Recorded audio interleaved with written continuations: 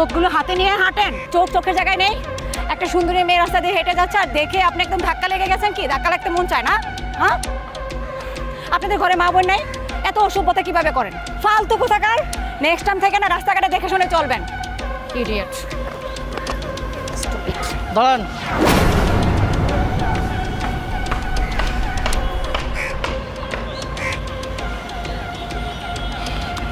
কি হয়েছে? কেন দাঁড়াতে বলেছেন? মারেন আমাকে, আরেকটা মারেন। আরেকটা থাপ্পড় মারবো মানে? মানে আরেকটা থাপ্পড় মারেন আমাকে। আরে কি যাতা বলছেন? আপনি কি পাগল হয়ে গিয়েছেন? আমি আরেকটা থাপ্পড় কেন মারবো? না না, পাগল হই নাই, আমার তো এইটাই ডিউটি, এইটাই আমার চাকরি। সকালে ঘুম থেকে উঠে ব্রাশ করে নাস্তা মাস্তা করে তারপর আমি থাপ্পড় খাওয়ার জন্য রাস্তা রাস্তায় বের হই।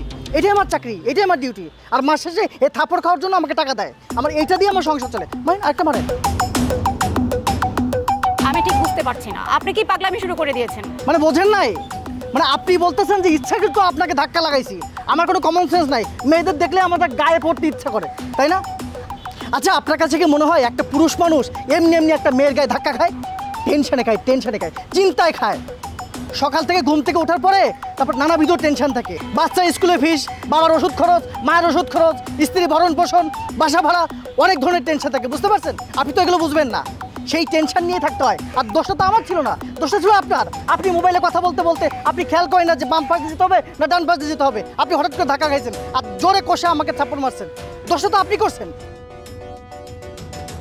আপনারা মেয়েরা না কি করেন জানেন?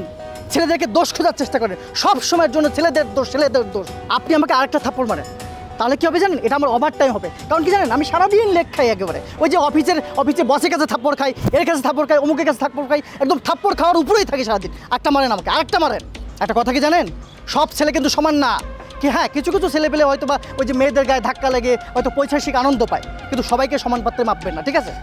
আচ্ছা, আমাকে দেখে কোন অ্যাঙ্গেলে আপনার মনে হয় যে একটা মেয়েকে আমি ইচ্ছাকৃত ধাক্কা খাই? হ্যাঁ, কোন অ্যাঙ্গেলে মনে হয় আপনার?